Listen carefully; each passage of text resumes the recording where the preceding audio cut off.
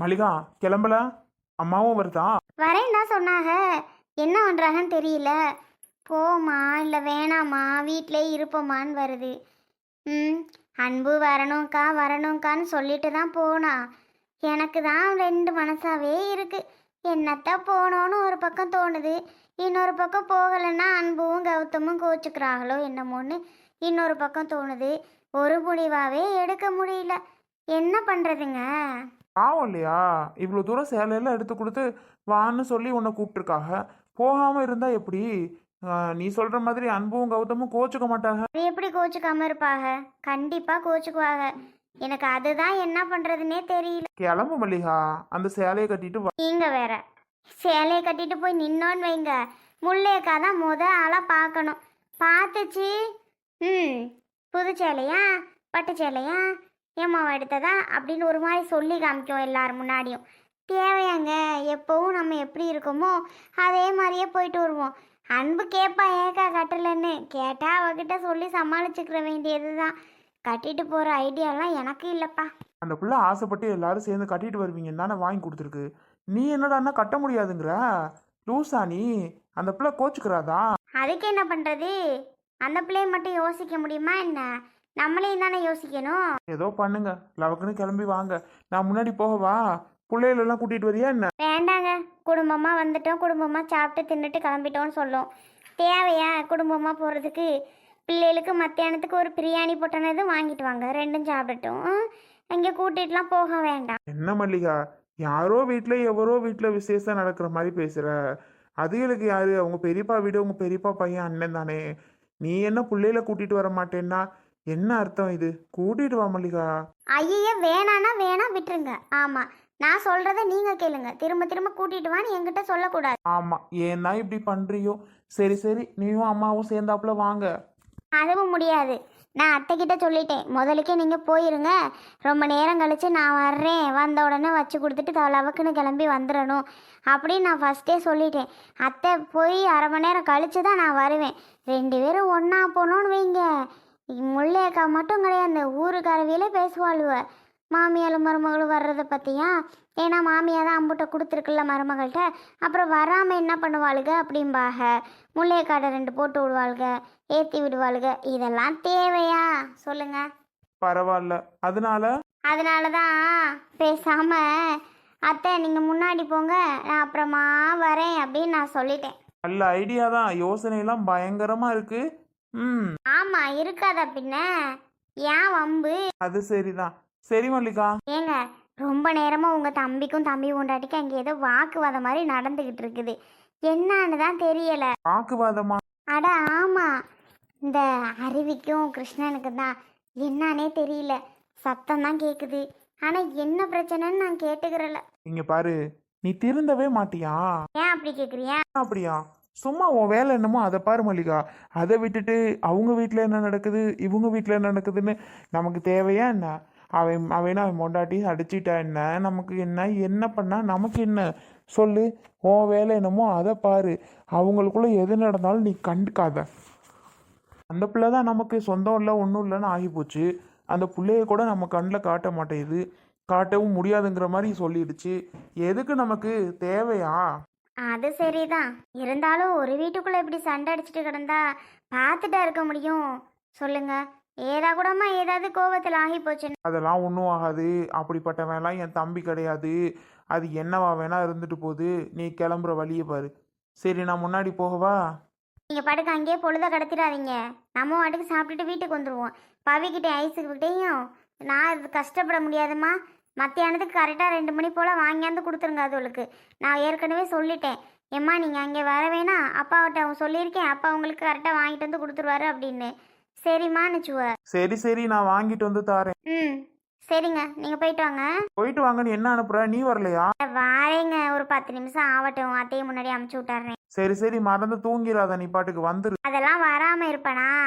அந்த அன்பு எவ்வளோ பாசமாக வந்து கூப்பிட்டா வராமல் எப்படி இருப்பேன் நான்? வந்துடுவேன். தூங்கலாம், இப்போ தூங்க மாட்டேன். சரி மல்லிகா, அப்போ நான் முன்னாடி போகிறேன். அம்மா என்னதான் பண்ணுதுன்னு போய் பார்த்து அமுச்சு விடு. அப்புறம் அதை தான் ஒரு மாதிரி பேசுவாங்க. நீ என்ன யாரோ ஒருத்தவங்க வீடு மாதிரி வரியா அப்படின்னு எல்லாரும் அதை கேள்வி கேட்பாங்க. பாவம்ல. ஆமாம், என்ன பிரச்சனையா இருக்கும்? என்னன்னு ஒண்ணுமே புரியல. ஆனா ரெண்டு பேத்துக்குள்ள ஏதோ நடக்குது சண்டை வம்பு மாதிரி. ஆனா என்ன பிரச்சனைன்னா தெரியல.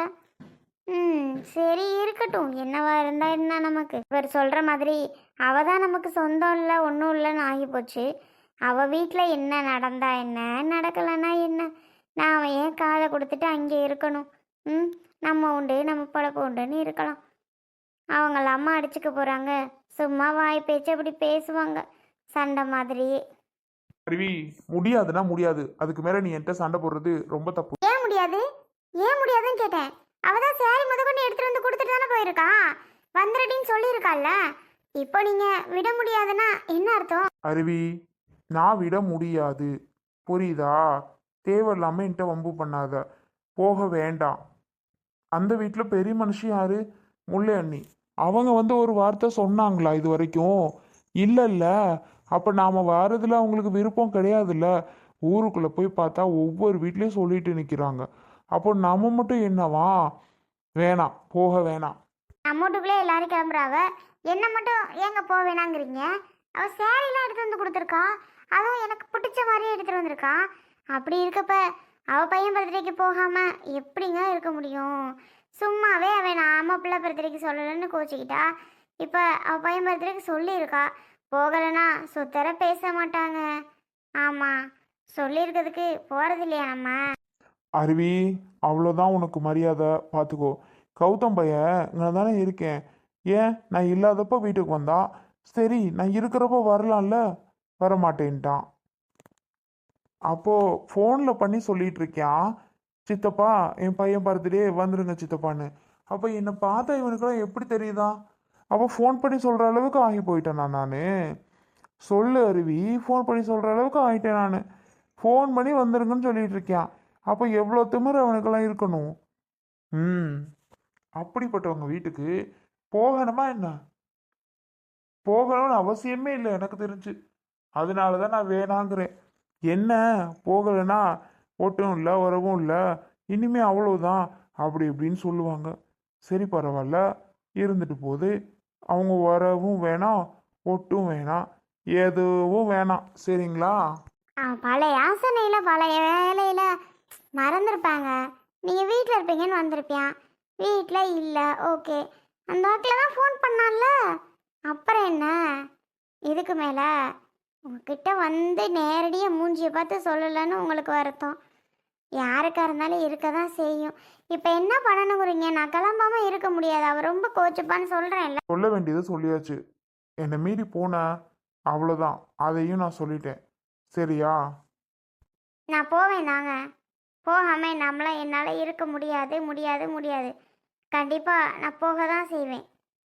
சரி, போய் என்னமோ பண்ணு. என்கிட்ட கேட்குற வேலை வச்சுக்காத, கேட்கக்கூடாது. சரிங்க, பரவாயில்ல. இனி நான் கேட்கவே மாட்டேன், ஒன்றும் பிரச்சனை கிடையாது. ரொம்ப சந்தோஷம். கௌசி, கிளம்பல. அவனும் கிளம்பியாச்சு போல. எங்கம்மா பார்த்த? பார்த்தேன், பச்சை கலர் மாட்டுக்கு இருக்கு எல்லாம். மயம் கூட பச்சை தான், தீமும் பச்சை தான், கேக்கும் பச்சை தான். ஓஹோ, இல்லை இன்னைக்கு பச்சை கலரோ? நம்மள்ட்ட மட்டும் பச்சை கலர் போட சொல்லி சொல்லலை, நம்மள்ட்ட மட்டும் பச்சை கலர் சாரி எடுத்து கொடுக்கல. அவங்க ஃபேமிலியை முடிவு பண்ணியிருப்பாங்கம்மா 3 பேரும் போடுறதுக்கு. போட்டு போகிறாங்க விடு, இதனால என்ன? நான் என்னோட சாரி கட்ட போகிறேன், நீ உன்னோட சாரியை கட்டு. கௌசி, வேணாண்டி, நான் கட்ட மாட்டேன், நீயும் கட்டாத, சரியா? அவ உனக்குன்னு சாரி எடுக்கவே இல்லை, மற்றவங்க எல்லாருக்கும் தான் எடுத்துகிட்டு வந்தா. ஆனாலும் உனக்கு ஒரு சாரியை கொடுத்து நல்ல பிள்ளை மாதிரி ஆகிட்டா. அவளை நம்பாத நீ. லூசாமா நீ? அன்புக்கு தெரிஞ்சா என்ன நினைப்பா? என்னடா அது, நம்ம எடுத்து கொடுத்ததை போடாமல் இருக்காளே அப்படின்னு நினைக்க மாட்டா. லூஸ் மாதிரி பேசுகிற, அதெல்லாம் தப்புமா. ஆசையாக வாங்கி கொடுத்ததை கட்டலைன்னா தப்பு இல்லையா? அதனால் நான் போட தான் செய்கிறேன்.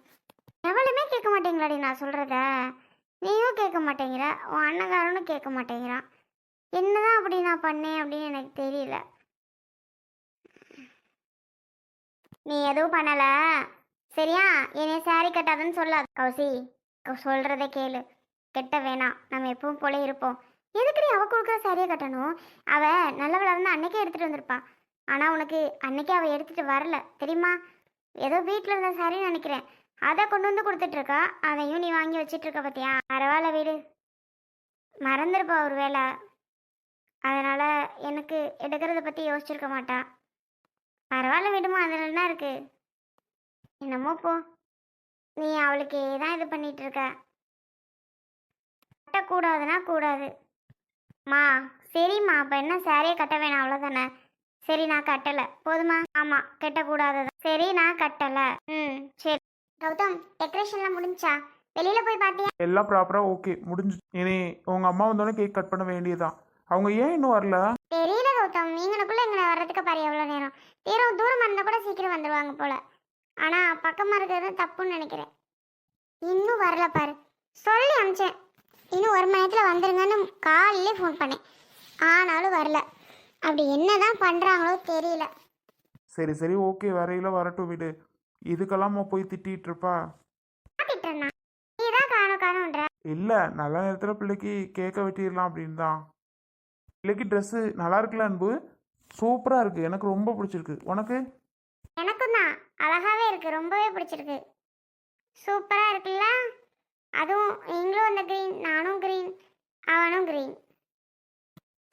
இங்கே இரு, நம்ம 3 பேருக்கு மட்டும் க்ரீன் எடுத்திருக்கோம், மற்றவங்க யாருக்கும் மேக்ஸிமம் எடுக்கலை. கேக் கொண்டு க்ரீன், பேக்ரவுண்ட் க்ரீன். நம்ம பாட்டுக்கு நம்ம இது இஷ்டத்துக்கு பண்ணிகிட்டு இருக்கோமே, யாரும் எதுவும் நினைக்க மாட்டாங்க சொல்லு. யாரு கௌதம் நம்மள நினைக்க போகிறது? அவங்கவுங்களுக்கு எடுத்து கொடுத்தாச்சு. நமக்கு நமக்கு எடுத்தது பிடிச்சிருந்தது, அதுவும் ஒரே சேம் கலர் எடுத்துட்டோம், அவ்வளோதான். இதில் யார் என்ன சொல்லுவா? சரி, வெளியில் பந்தல் போட்டாச்சா? மணி எத்தனை ஆகுது? அவங்க எல்லாரும் வந்ததுக்கு அப்புறம் தான் சாப்பாடே போடணும். அதுக்கு முன்னாடியே சாப்பாடெலாம் அரேஞ்ச் பண்ணக்கூடாது. ஏன்னா அம்மா அப்பா என்ன நினைப்பாங்க? அவங்க வந்ததும் காதை குத்துனதுக்கப்புறம் தான் சாப்பாடே போட ஆரம்பிக்கும். ஆமாம் ஆமாம் கரெக்டு தான், நானும் அப்படி தான் யோசித்தேன். சரி வரியா? இப்படியே வெளியில் போயிட்டு ஒன்றுனா எல்லாத்தையும் எப்படி இருக்குது என்னன்னு செக் பண்ணிட்டு வந்துடுவோம். சரி கௌதம், நானும் ரெடி தான். சரி வா, வெளியில் போயிட்டு ஒரு ரவுண்ட்ஸ் இப்படி போயிட்டு வந்துடுவோம். வந்துட்டு திருப்பி எங்கள் அம்மாவுக்கு ஃபோன் பண்ணுறேன். சீக்கிரமாக திட்டினா தான் வரும் போல். இன்னைக்கு பாவம் திட்டக்கூடாதுன்னு நான் நினச்சிட்டு இருந்தேன், ஆனால் என்ன திட்ட விட்டுருச்சு. சரி சரி வா, என்ன பண்ணுறது.